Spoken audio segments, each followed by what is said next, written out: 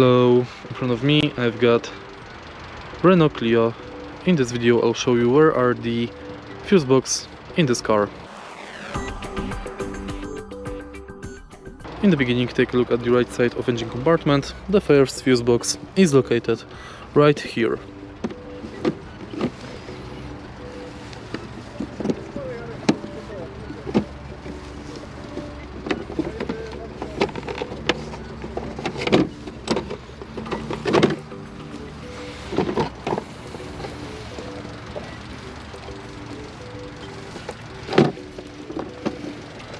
The second fuse box is located under the steering wheel.